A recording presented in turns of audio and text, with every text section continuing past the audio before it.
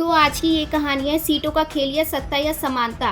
16 अप्रैल 2026 देश की राजनीति में एक बड़ा तूफान उठ चुका था। सरकार लेकर आई थी एक ऐसा बिल जो बदल सकता था भारत का राजनीतिक नक्शा। बिल का सच, लोकसभा का अंदरूनी दृश्य, सीटों का डिजिटल मैप बदलता हुआ। यह था डेलिमिनेशन बिल, जिसका मकसद था संसद की सीटों को 543 से बढ़ाकर करीब 850 करना और साथ ही महिलाओं को 33% आरक्षण देना।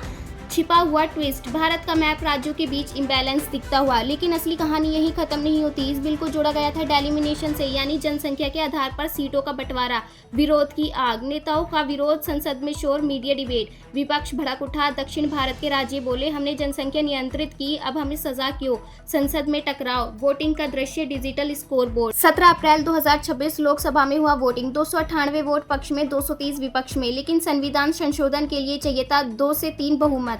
बड़ा झटका, सरकार के चेहरे पर तनाव, विपक्ष में हल्की मुस्कान, और यही बिल गिर गया। 12 साल से पहली बार सरकार को संसद में इतनी बड़ी हार मिली। डोमिनो इफेक्ट, एक एक करके फाइलें गिरती गई।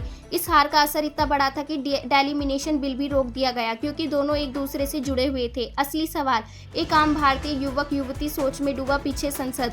अब सवाल ये है, क्या यह महिलाओं के अधिकार की लड़ाई थी या सत्ता के गणित का खेल।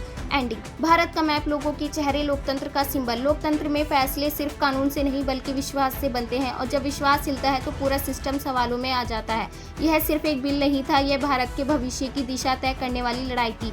तो चलिए, अगर आपको मेरी ये स्टोरी पसंद आई हो तो चैनल को सब्सक्राइब और लाइक कमेंट शेयर करना ना भूलें। तो मिलते हैं ऐसी ही वीडियो के साथ। अभी के लिए थैंक यू सो मच।